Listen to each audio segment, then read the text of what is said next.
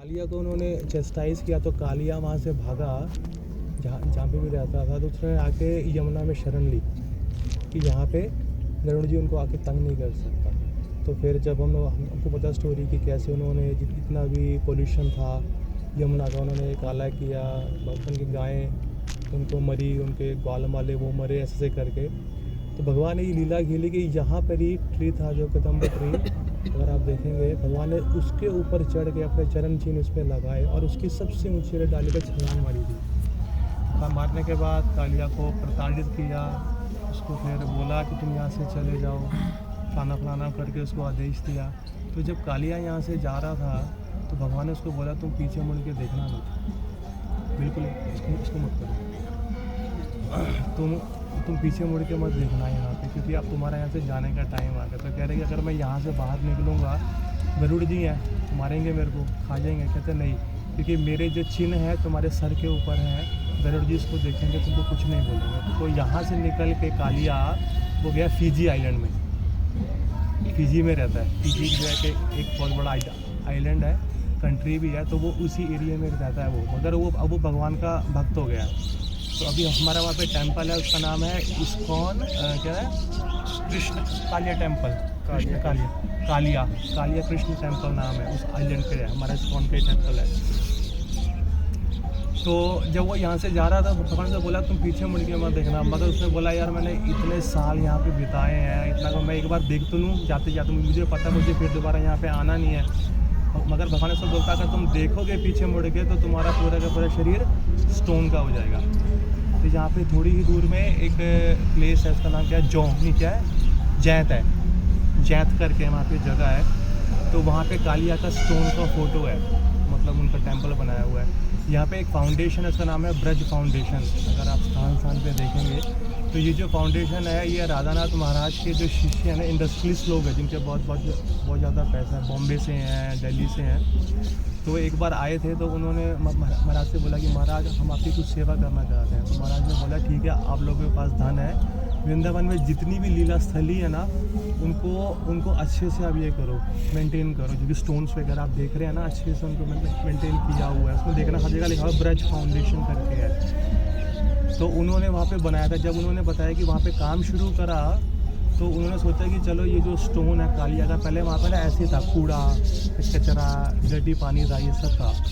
तो ये 8-10 साल पहले या 5-6 साल पहले जब वहाँ पे काम शुरू हुआ तो उनको बोला गया कि इसको खोदो जरा, देखते हैं कि जो सांप है कहाँ तक जाएगा, तो वहाँ तक हम लोग अपना खोल देंगे, टेंपल वगैरह खोल देंगे। जब उन्होंने खोदना शुरू तो आधा किलोमीटर तक चले गया और वहाँ पे गांव आ गया।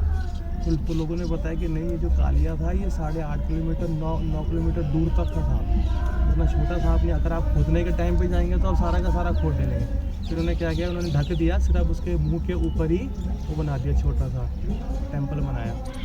तो जब भगवान ने यहाँ पे काफ़ी देर तक थे, कालिया के साथ उन्होंने फाइट किया, जो भी किया, अब वो पानी में थे, अब उनको लगी ठंड। जब ठंड लगी तो भगवान इस स्थान पर आए थे, इसका नाम है द्वादश आदित्य टीला। टीला मतलब क्या होता है, चोटी पे जाके। तो भगवान यहाँ पर आके लेट गए क्योंकि उनको ठंड बहुत लग रही थी। टीला है, जब उनको ठंड लगी तो सूर्यदेव आके अपनी सेवा देने लगे। तो सूर्यदेव आए तो उनको एक से हुआ नहीं काम। तो सूर्यदेव ने क्या किया, अपने आप को 12 में उन्होंने कर दिया विभाजित। तो 12 सूर्य आए। 12 सूर्य तभी आते हैं जब पृथ्वी का विनाश होता है, जब खूब ताप होता है। अभी देखिए एक सूर्य आता है ना, टेम्परेचर क्या उसका 33 डिग्री 35 डिग्री जा, सोचो इतना तेज होता है। 12 के 12 आएंगे तो क्या होएगा, सोचो 550-600 डिग्री का ताप होता है, वो बंदा जल जाएगा। मगर उन्होंने एक साथ आके भगवान को अपनी सेवा दी। तो भगवान को यहाँ पे उनकी जितनी भी ठंडक थी यहाँ से वो बाहर निकली, यहाँ से सारी के सारी इनको यहाँ से बाहर निकले। तो इस लीला को हम लोग अब यहीं पे रोकेंगे। क्योंकि ये जो मदन मोहन जी का टेंपल है ये वृंदावन का सबसे सर्वप्रथम टेंपल है। क्योंकि हमारे बड़े प्रमुख गोस्वामी हैं जो कि 6 हैं। कौन कौन से हैं आपको पता है? सनातन गोस्वामी, रूप गोस्वामी, जीव गोस्वामी, रघुनाथ रघुनाथ भट्ट गोस्वामी, रघुनाथ दास गोस्वामी, रघुनाथ दास गोस्वामी और गोपाल भट्ट गोस्वामी। गोपाल भट्ट गोस्वामी। ठीक है, तो टोटल 6 हैं। तो उनमें से जो मेन थे सनातन गोस्वामी, रूपा गोस्वामी, उनमें से एक ने यहाँ पे ये स्थापित किया था टेम्पल सनातन गोस्वामी जो है। सनातन गोस्वामी कौन थे? ये एक सरस्वती ब्राह्मण के घर में पैदा हुए थे साउथ इंडिया में। इनका नाम था अमर और इनके छोटे भाई का नाम था संतोष, जो कि इनका नाम था रूप सनातन। ठीक है, उनका नाम था रूप। तो जब उनकी क्वालिफिकेशन, उनकी बुद्धि इतनी तेज थी कि वो थोड़े टाइम के लिए चले गए वेस्ट बंगाल एरिया में करने के लिए। तो उनकी विख्याति इतनी पॉपुलर हुई कि वहाँ के जो मुस्लिम के जो इंचार्ज है, उनका क्या था नाम, नवाब हुसैन शाह। उन्होंने कहा कि ये लोग मुझे फ़ायदा दे सकते हैं मेरे पैसे में। तो उन्होंने उनको हायर किया। तो बोले नहीं, हम लोग आपकी सेवा नहीं करें। क्यों? क्योंकि हम लोग हिंदू में है, सनातन धर्म में है, और आप कौन है? मुसलमान है। तो उन्होंने उनको धमकी दी कि अगर तुम मेरी सेवा नहीं करो तो मैं तुम्हारे सारे हिंदुओं को, ब्राह्मणों को मार डालूंगा। तो उन्होंने कहा यार, हम दोनों भाइयों की वजह से सारे के सारे मारे जाएंगे, सारा जो धर्म है विनाश हो जाएगा। तो उन्होंने क्या किया? उन्होंने कहा ठीक है, हम आपकी सेवा करेंगे। तो उन्होंने अपनी अपनी पोस्ट ले ली। कोई फाइनेंस का इंचार्ज बन गया, कोई बन गया अपना प्राइम मिनिस्टर बन गया, उनके अफेयर्स का, गवर्नमेंट्स का, और काफ़ी अच्छे से फलने फूलने लगा। तो नवाब हुसैन शाह ने उनको नाम दे दिया, सकार मलिक दिया सनातन गोस्वामी को, दबीर खास दिया रूप सनातन गोस्वामी को। बट ऐसे चलता रहा। मगर थोड़ी टाइम में उनको पता लगा कि चैतन्य महाप्रभु जगन्नाथपुरी से वो आ रहे हैं दोबारा वापस नवदीप धाम में। तो उनकी भेंट हुई रामकेली में, तीनों भाइयों की, 3 थे भाई, अनुपम भी था वहाँ पे। तो वहीं पे चैतन्य महाप्रभु ने उनको दीक्षा दी। बोला कि साकर मलिक, आज से तुम्हारा नाम सनातन है, और दबीर आज से तुम्हारा नाम रूप है, और अनुपम आज से तुम्हारा नाम क्या है? वल्लभ, श्री वल्लभ। तो ये 3 नाम दिए गए। तो उनको बोला आप लोग भाई जल्दी से अपना अफेयर है उनको फिनिश करो यहाँ पे, और वृंदावन धाम जाओ, क्योंकि मुझे आप लोगों के शरीर से बहुत सारी सेवाएं लेनी है। तो इसके बाद जो रूप थे और श्री वल्लभ थे वो तो आ गए, मगर सनातन गोस्वामी जो थे वो आ नहीं पाए किसी कारण से, क्योंकि उनको वो हुसैन शाह को छोड़ नहीं रहा था। तो मगर वो चैतन्य महाप्रभु से काफ़ी ज़्यादा अटैच थे, उनके आदेशों से, उनके प्यार से उनका दिल नहीं लग रहा था मुझे ये काम करना है। तो एक दिन वो गए नहीं, 2-3 दिन हो गए वो गए नहीं अपने काम पे। तो क्या हुआ, नवाज शरीफ ने हकीकत लगा कि भैया मेरे ख्याल से मेरा जो सर्वेंट है साकर मलिक ये बहुत ज़्यादा सिक हो है। तो उन्होंने अपने डॉक्टर को भेजा, जाके चेक करो, उसको ठीक करके आओ। जब डॉक्टर गया तो उन्होंने देखा वो अपने घर के अंदर बैठ के बहुत सारे लोगों के साथ वैष्णव के साथ श्रीमद् भागवतम का पाठ कर रहे हैं। तो जाके बोलते भैया इनको तो कुछ हुआ ही नहीं है, ये तो ठीक ठाक है, ये तो श्रीमद् भागवतम पढ़ रहे हैं। कहते अच्छा श्रीमद् भागवतम पढ़ रहे हैं। तो वाकई कहते हैं कि आपने ऐसा क्यों झूठ बोला? कहते हैं देखो जी मेरा असल दिल नहीं करता, मैं आगे से काम पे नहीं आऊँगा। कहते नहीं, पहले तुम्हारे दोनों भाई यहाँ से भागे, अब तुम भी नहीं पाओगे, ऐसा कैसे चलेगा? मेरे बहुत सारे प्लान है, मुझे पैसा अर्न करना है, राज्य करना है, ये करना है, वो करना है। कह रहे भैया हम लोग तो नहीं करेंगे। तो कह रहे ठीक है इनको जेल में डाल दो। तो सनातन गोस्वामी पाद जी को उन्होंने जेल में डाल दिया कुछ टाइम के लिए। मगर वहीं पे उनको लेटर मिला रूपा गोस्वामी जी का, उन्होंने बताया कि मैंने आपके लिए कुछ धन, सोने की मुद्राएं छोड़ी हुई हैं आपके लिए, आप उन मुद्राओं को यूज़ कीजिए और अपने आप को यहाँ से भागिए। तो उन्होंने वो ब्राइब दिया, किसको दिया? जो वहाँ के सोल्जर थे, कि मैं आपको इतना पैसा दूंगा, ये दूंगा, आप मुझे यहाँ से बाहर निकाल। तो उन्होंने वो धन अपने आप को कृष्णा कॉन्शियसनेस देने के लिए, कृष्ण भावना में देने के लिए उपयोग किया। जब वहाँ से वो निकले तो वहाँ पर आए। तो ऐसे ही उन्होंने प्रयाग में मिले थे ना, उनको कहाँ मिले थे? वाराणसी में मिले थे, वाराणसी में मिले थे। तो वहाँ पे मिलने के बाद चैतन्य महाप्रभु ने उनको कृष्णा कॉन्शियसनेस के बारे में, वैष्णव कल्चर के बारे में पूरा का पूरा 10 दिन तक ज्ञान दिया। पर उसके बावजूद भी उनका दिल नहीं भरा, वो उनसे मिलने के लिए पुरी में आए। तो 1 महीना उन्होंने पुरी में संग किया चैतन्य महाप्रभु का। चैतन्य महाप्रभु ने कोई भी बुक्स नहीं लिखी है, सिर्फ एक जो उन्होंने 8 जो हम रोज़ सवेरे पढ़ते हैं, शिक्षाष्टकम पढ़ते हैं, तो वो उसमें लिखी है। मगर उसी के अंदर सारा का सारा कृष्णा कॉन्शियसनेस फिलॉसफी उस 8 पैराग्राफ के अंदर है, उस 8 श्लोकों के अंदर है। तो जब उन्होंने दोनों भाइयों को आदेश दिया तुम्हें 3 चीज़ें प्रमुख करनी है। पहली चीज़ें क्या करनी है? भगवान की जितनी भी लीला स्थली खो गई है वृंदावन में, जितने भी हैं, आप वहाँ पे जाके उनको उजागर कीजिए। और दूसरा क्या लिखा है? ग्रंथ लिखिए, और तीसरा क्या लिखा है, भगवान के मंदिरों को स्थापित कीजिए। ये 3 प्रमुख आदेश दिए गए थे।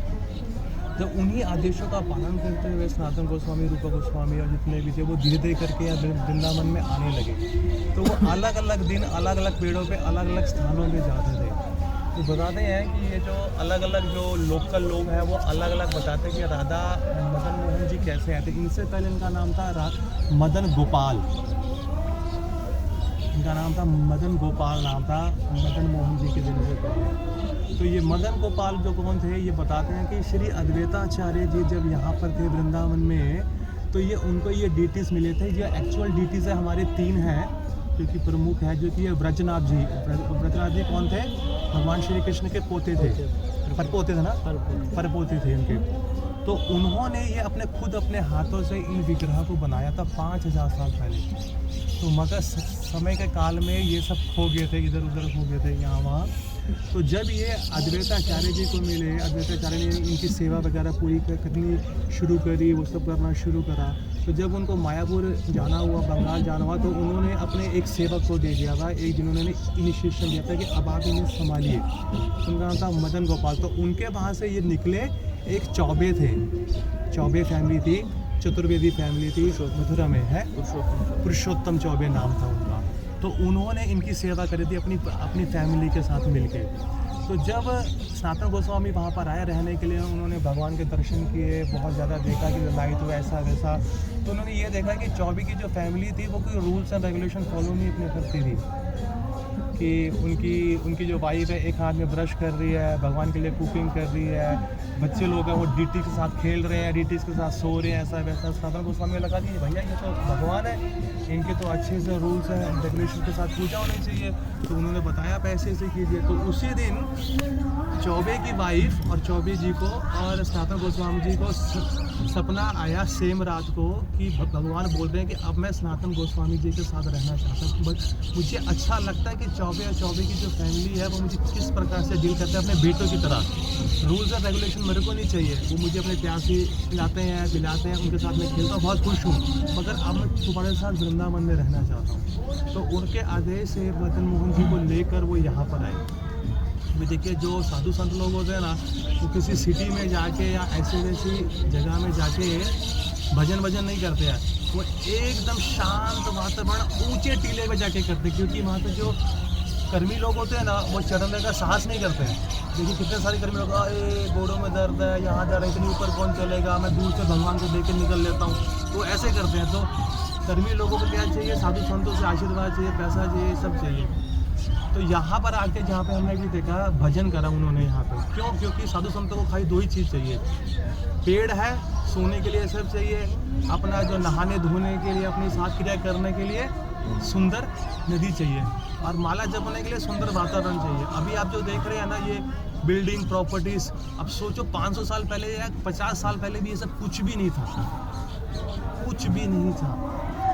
रूपात के भक्त लोग बताते हैं जब ये मंदिर की स्थापना हुई थी यहाँ पर, इस मंदिर के सामने आसपास कोई टेंपल नहीं था, दूर दूर तक सिर्फ ये थे, दूर दूर तक सिर्फ हमारा टेंपल ही था, उसके आगे सारा जंगल। शाम को 4-5 बजे मोर, नील गाय सब लोग यहाँ पर आके बैठते थे, और इतना सुंदर, सोचिए यहाँ कुछ भी नहीं तो, कोई प्रॉपर्टीज नहीं थी, और सब चीज़ जो कंक्रीट देख रहे हैं ना, मिट्टी थी। इसकी जगह का नाम बोलते हैं रमन रेती, जहाँ पे हमारा टेम्पल है इसी को रमन रेती। रमन का मतलब होता है प्लेजर देना, रेती का मतलब क्या होता है, रेत। जो इसका बताते इसकी जो रेत है ना, वो जॉनसन बेबी जो पाउडर है ना, उसकी तरह इतनी फाइन थी, मगर अभी आप देखेंगे सारा का सारा यहाँ पर हो गया। तो मदन मोहन जी को लेके वो यहाँ पर आए थे, उनका तब नाम था मदन गोपाल जी, मगर सनातन गोस्वामी ने उनको नाम दिया मदन मोहन। क्या मतलब है, मोहन का कौन है, क्यूपिड, कामदेव, जो कामदेव को भी मोहित कर ले, क्योंकि जब भी सनातन गोस्वामी इनको दिखते थे, उनको दिखते हुए मोहित हो जाते थे। और राधा रानी का नाम क्या है, मदन मोहन मोहिनी, जो भगवान श्री कृष्ण को भी मोहित कर दे। तो जब वो यहाँ पे रहते थे तो उनके पास कोई टेम्पल नहीं था, उनको एक जैसे टॉवल होता ना, टॉवल में बांध देते थे डीटीज को, टॉवल में बांध के ऐसे पेड़ में टांग देते थे। तो और वो क्या करते थे, यहाँ वहाँ घूमते रहते थे खाने के लिए, जो भी 4-5 खाने को देते खाने। तो कुछ भी आटा लाते थे ना, आटे को पानी के अंदर डाल के प्लेटी बना के उसको आगे के ऊपर सुखा के भगवान को अर्पित करते थे। तो भगवान बोलते थे भैया कुछ सॉल्ट तो डाल, कुछ घी तो डाल, ये सब तो डाल। कहते भगवान मेरे पास इतना टाइम ही नहीं है। चैतन्य महाप्रभु ने ऑर्डर दिया कि मुझे बुक्स लिखने हैं, ये सब करने हैं, मैं आपकी सेवा करूँगा, तो घी लाऊंगा। आज बोल रहे हो घी दो, कल बोलो शुगर दो, ये दो वो, तो मेरे पास इतना टाइम नहीं। अगर आपको चाहिए आप अपना खुद अरेंजमेंट कर लो। तो ये उनका संबंध था भगवान श्री कृष्ण के साथ, मदन गोपाल जी के साथ। तो जब ऐसे हुआ तो उसी दौरान पे एक बहुत बड़े व्यापारी थे, उनका था रामदास कपूर करके। तो उसमें वो आए थे मुल्तान से। तो उस समय मुल्तान जो था पंजाब, जो अभी आप देखते हैं पाकिस्तान, तो हिंदुस्तान का हिस्सा था। तो वो अपनी एक बोट लेकर आए थे। उस बोट के अंदर क्या था?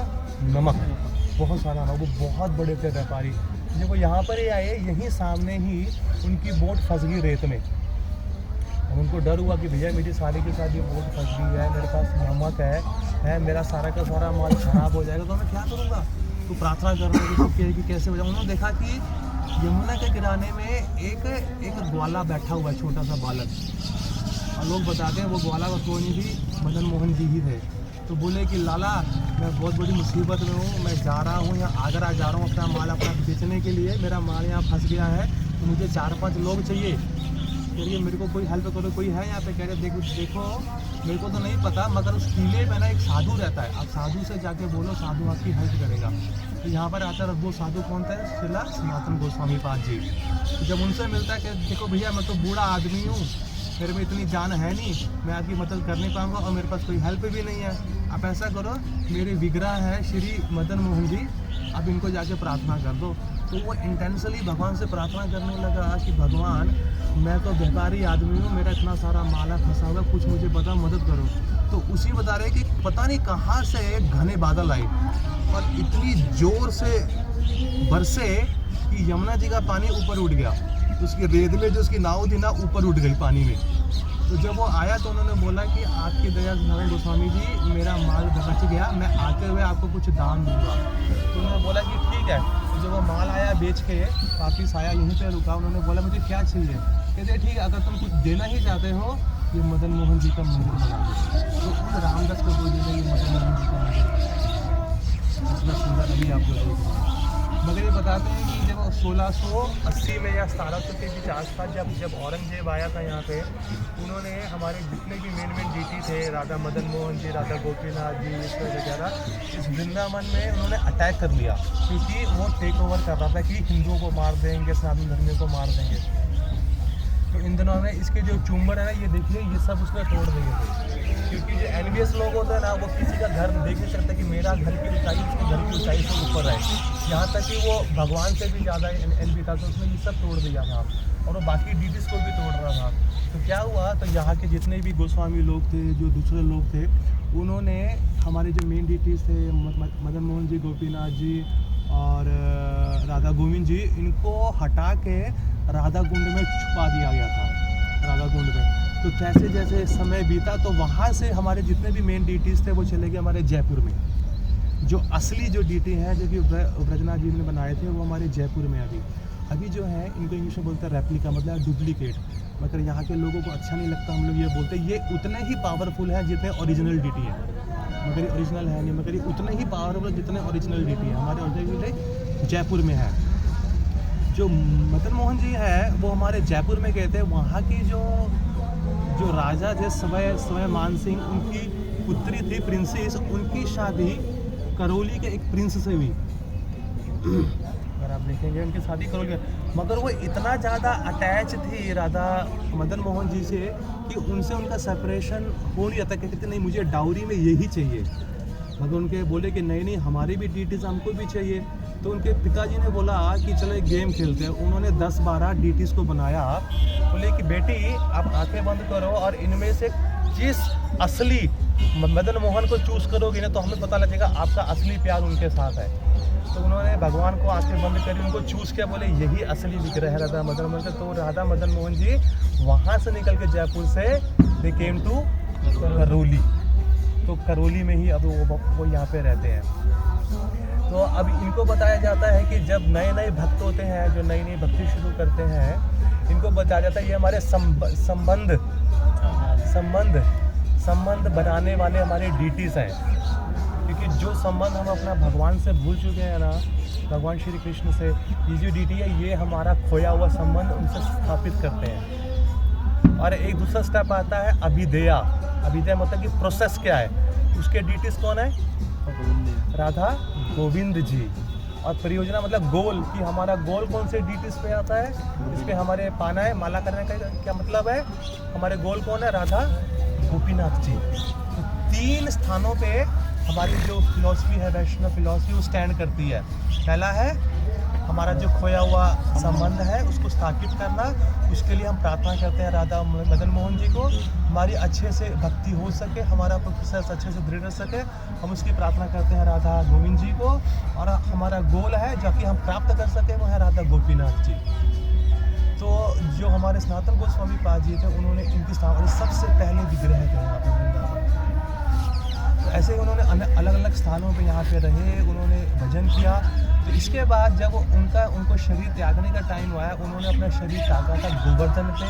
एक जगह है उसका नाम है मानसी गंगा तट, क्योंकि वो जो गंगा जी है भगवान के श्री कृष्ण के माइंड से निकली थी, तब उनका नाम रहता है मानसी गंगा कहते। तो उन्होंने अपना शरीर वहाँ पे त्यागा था, और वो त्यागा था अपना गुरु पूर्णिमा वाले दिन पे।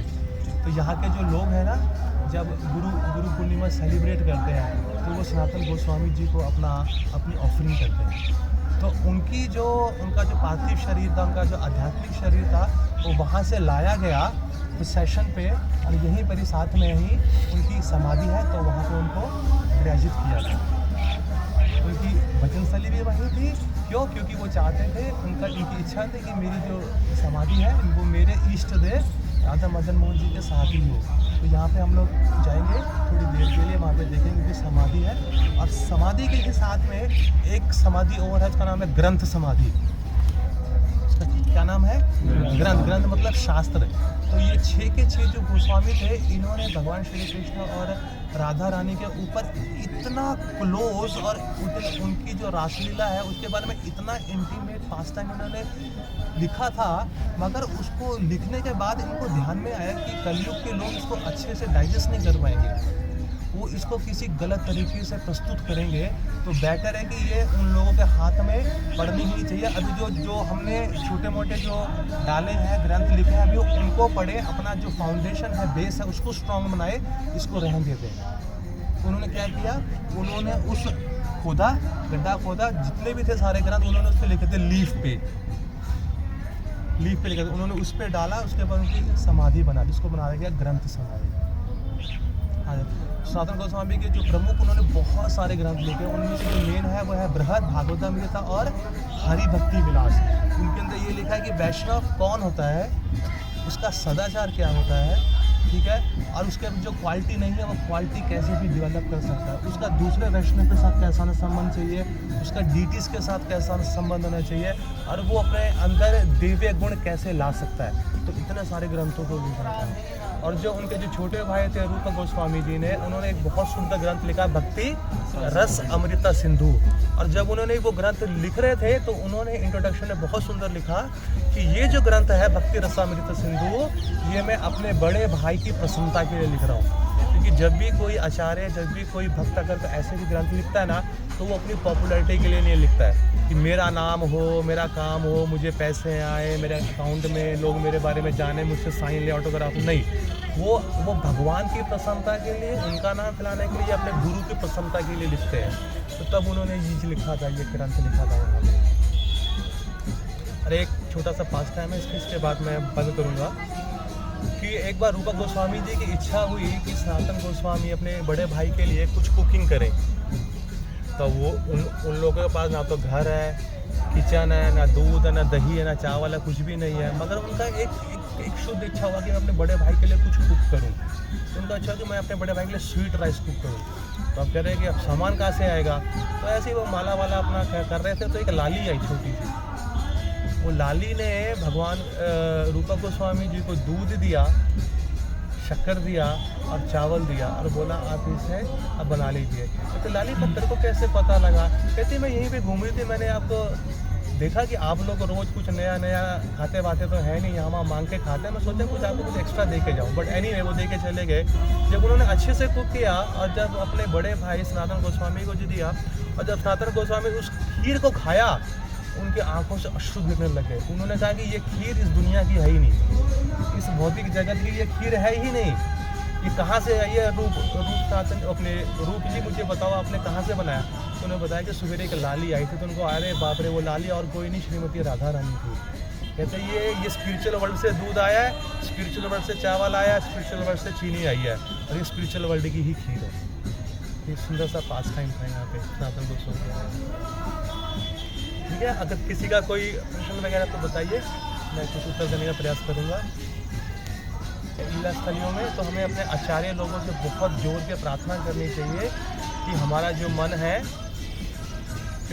है वो शुद्धता से भगवान का भजन करे, हमारे हृदय में कोई भी भौतिक लालसा ना हो। क्योंकि इन्होंने देखो ना, इनके पास प्रभु जी बोट थी, बोट 5 थे, 10 बोट सोने के सिक्के उन्होंने वो दान दे दिए थे जब भगवान की शरण में आए थे। इनके पास क्या नहीं था? प्राइम मिनिस्टर थे। सोचो उस समय, अभी आप बता रहे हैं कि जो दिल्ली है ना कैपिटल नहीं, एक टाइम पे Bengal used to be the capital of India, और उसमें सबसे अमीर राज्यों में माना जाता है, पैसे के मामले में भी और ज्ञान के मामले में, शास्त्रों के मामले में भी पंडित लोग पाए जाते थे वहाँ पर।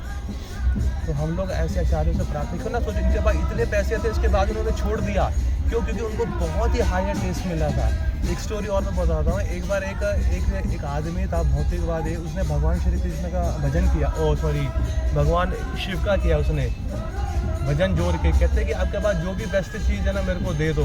तो बोले मेरे पास नहीं है, आप वृंदावन में ना जाओ, वहाँ पे एक साधु उसका नाम है सनातन, आप उसके बारे में इंक्वायरी करो, उसके पास सबसे कीमती चीज़ है वो आपको देगा। कहते हैं अच्छा। वो जाते हैं, साधु मिलते, कहते हैं आपका नाम सनातन गोस्वामी? कह रहे हाँ जी। कहते हैं कि मेरे को भगवान शिव ने भेजा है कि आपके पास सबसे कीमती चीज़ है, आप मुझे दीजिए। कहते हैं बता के तुम चाहते? कहते हैं हाँ। कहते हैं वो कूड़े के ना डब्बे में पड़ी है, जाके ले लो। क्या है वो? जाता है तो होता है पारसमणि। पारसमणि क्या होता है? वो किसी भी लोहे को छुएगा ना, किसी भी धातु को, उसको सोने में डाल देता है, वो खुश हो जाता है। कहते हैं अरे बाप रे, जिसको भी टच करूँ सोना, जिसको मैं तो बहुत अमीर हो गया। वो थोड़ी देर चलता है, उसको ध्यान में आया, कहता है यार ये अगर सबसे कीमती चीज़ होती इनके पास, इन्होंने कूड़े में क्यों गिरी है? कहते इसका मतलब इससे ज़्यादा भी कीमती चीज़ है इनके पास। तो कहता नहीं आपने मुझे धोखा दिया। कहते क्या धोखा दिया? कहते कि अगर सबसे कीमती चीज़ होती है आप कूड़े में नहीं फेंकते। कहते वाकई तेरे को सही सबसे कीमती? कहते हाँ। कहते जा यमुना जी में उसको फेंक कर आ करे। तो वो जाता है, वो स्टोन को फेंक कर आता है। तो कहता आप बताओ? कहते हरि नाम। उन्होंने हरे कृष्ण महामंत्र का जाप दिया। कहते ये सबसे बड़ी कीमती चीज़ है। तो उन्होंने वो दिया। तब उसको जब किया, जाप किया, तो उन्होंने अपने आध्यात्मिक जीवन को प्राप्त किया लोगों। तो अभी आप जो भी देखिए ना, हम लोग, मैं ये नहीं कहता हूँ कि आप लोग अपने भौतिक स्तर पे मत उठिए, जरूर उठाइए, पैसे कीजिए, अर्न अपना बनाइए, करिए, डॉक्टर, इंजीनियर, जो भी आप लोग बनना चाहते हैं। पर देखिए हमारी क्या गोल होता है कि हम लोग शाहरुख खान की तरह बने, वो फलाने स्पोर्ट्स क्यों? क्योंकि उनके पास पैसा है, फरारी है, BMW है, 8-10 फैक्ट्री है, बहुत सारे पैसे हैं, 3-4 वाइफ है, 3-4 गर्लफ्रेंड। तो हमारी आशा था कि वो जो उसके पास है ना, वो मेरे जीवन का सबसे सक्सेस, उसको बोलते हैं सक्सेस जीवन का। और देखिए जितने भी राजा महाराजा हमारे जो हिस्ट्री में हुए ना, तो जी ये लोग के पास 10-12 फैक्ट्री, छोटी छोटी 8-10 घर एक लाइन में होंगे। तो जी वो लोग एम्परर थे। युधिष्ठिर हमारा पता क्या था? एम्परर क्या होता है? राजाओं का राजा। अर्जुन के पास कौन सा धन नहीं था, कौन सा शस्त्र नहीं था? धरती लोग छोड़ो, उसके पास आकाश लोग, पृथ्वी लोग, स्वर्ग लोग के उसके पास शस्त्र थे। तो देखो उन सबको उन्होंने त्याग के भगवान की सेवा करी। परीक्षित महाराज वो एम्परर थे, दुनिया का सब ऐशो आराम, सब दौलत उनके पास थी, उसको त्याग के उन्होंने भगवान श्री कृष्ण का भजन किया। क्यों? क्योंकि ये धन सब धन से ऊपर है। क्योंकि आपको भौतिक जो है ना, यहाँ पे जितने भी कष्ट है, इनको काट के आपको एक परम गति के ऊपर लाता है। अब जितना मर्जी धन ले लीजिए, कहा जाता है शास्त्र में, एक आदमी को दुनिया का जितना बड़ी धन और जितनी सारी औरत दे दो, वो तब भी संतुष्ट नहीं रहेगा, उसकी लालसा बढ़ती रहेगी। तो हमें क्या करना है? जितने भी गोस्वामी जी पाद हैं यहाँ पे हमारे, प्रार्थना करने, हमें आशीर्वाद दीजिए ताकि हम ग्रंथों को समझ सके, अपने जीवन में उतार सके और लोगों को बता सके और शुद्ध भक्त बन सके, और हमारा जो मनुष्य जीवन है इसको हम सफल बना सके। इसके अलावा कोई भी अभिलाषा ना हो, क्योंकि जहाँ स्पिरिचुअल है, जहाँ नारायण है, जहाँ भगवान श्री कृष्ण है, लक्ष्मी जी वहाँ ऑटोमेटिकली आती है, आपको करने की जरूरत ही नहीं है। ये भगवान लॉर्ड नित्यानंदा का प्रॉमिस है भक्तों को कि जो एक बार भी अपने जीवन में गौरा